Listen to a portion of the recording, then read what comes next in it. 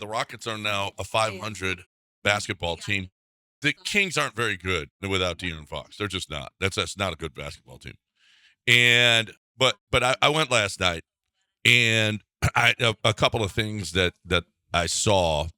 Jabari Smith took over the beginning of the game, and then really didn't cruise. But Jabari Smith, he's got great is stroke, going to be doesn't he? is going to be a very he's going to be better than Jalen. He's going to be a very good player. They're going to be different. And Jalen had a good game. I know you'll get to that. Yeah. But Jabari, the overreaction to the Jabari stuff when he's a young player learning to play still is, and really all the Rockets, most of them, but the ones who are left. The Jabari thing, Jabari has a beautiful stroke. He's really got a good stroke for a big man. It's a repeatable stroke. Yeah. So once he locks it in, he's going to be a good three-point shooter. He was a good shooter in the SEC from a little different distance, but he's going to be a good player. He can defend. I think he still needs to gain weight and get stronger. Yeah, I think so too. But he is got a sweet stroke. He does play defense. He plays defense hard. He's a good defender. I think that he's going to be if not a star in this league, he is going to be a solid pro.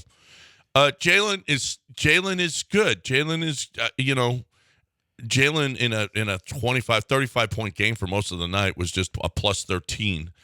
And he still, he still does a lot of stuff that you're just like, but he is so athletic, and Jalen's going to be good. They didn't even need Dylan Brooks last night. Dylan Brooks was there, had just a block game. He didn't even need him. Şengün played hard defensively. He does play. He had one time where who was going against him. He just did a spin move and Şengün grabbed him and he finished at the basket, which was dumb. But other than that, and then there was a time when Şengün just said, middle third quarter, I think, he just said, "This is my game," and he just took it over offensively. I can see why Cam Whitmore, a coach, would not be happy with Cam Whitmore. Why? Just his demeanor on the court. He's got a laissez-faire, or I'm pissed off, or I'm bored, or he hasn't played much this year, so he might. But that's not his job to be pissed off. They're trying to win games. No, right. No, it's just I think his face. He's got a standing B face. He does. He just is. It doesn't look like he's. And I could see where Ime, and he was good. I mean, he was 3 of 5. He was active and everything else. But I could see where Ime, come sit here. Come sit by me now. I know you're. You know what? Until you get that attitude, whatever attitude it is, that until I can't see it anymore, I think he's going to be. Now he's going to be good. He's going to be talented. Good. He's very talented. He's very talented, but is he emotionally mature? That's it. That's kind of what you're talking about. That's why he fell as far as he did. Right. Because every coach, I think, looks at him and goes, remember, this is what bothered people at the workout. Yes.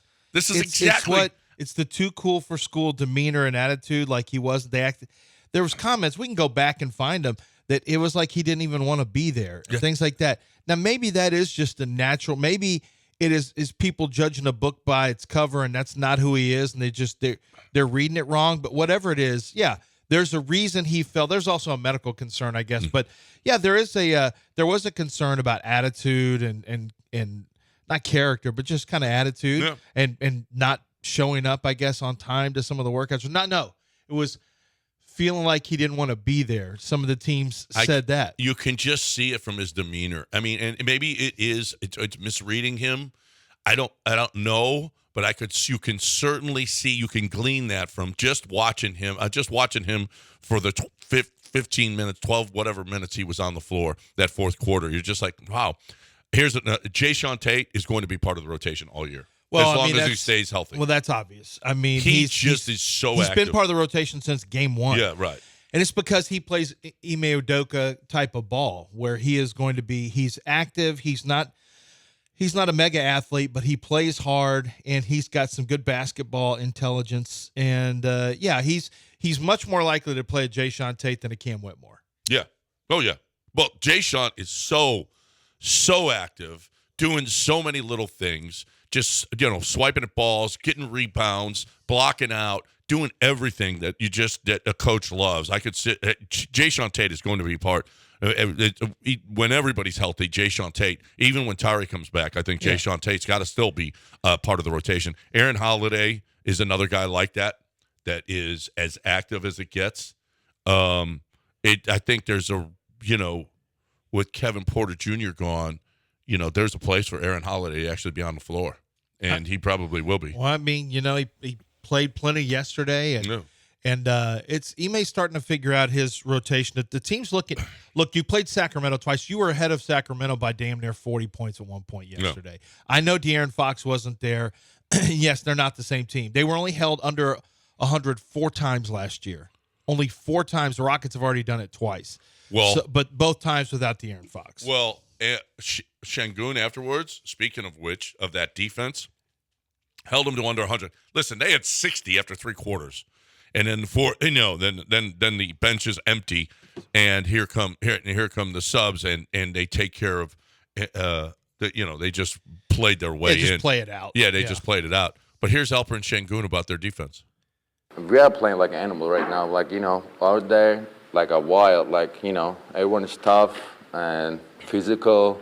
Everyone's helping each other, and nobody getting easy points anymore, We're running back, offensive rebound, we does everything right now, And we need to, I think, keep it up this all year, and we're not going to let anyone mess with us this year, See, this is how simple something like Kevin Porter Jr. out of the rotation, off the team, frankly. Well, I think it's more Ime.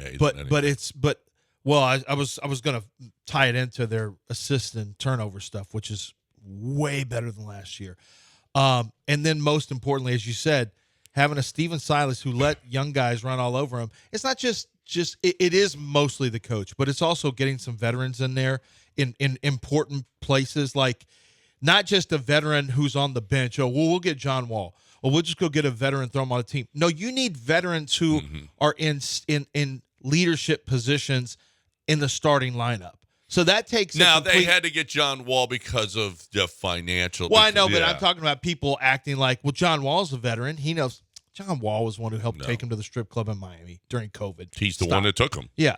So what we're talking about is left him there. Is getting veterans, and a lot of people are resistant to that because they thought it would break up, like you're breaking up the core of KPJ and Şengün and Jalen Green and Jabari Smith. They already have a young core. I get it. I get why the thought was, but you needed to get rid of KPJ so you could have this young core learn from Dylan Brooks and learn from Jeff Green and learn from Fred VanVleet.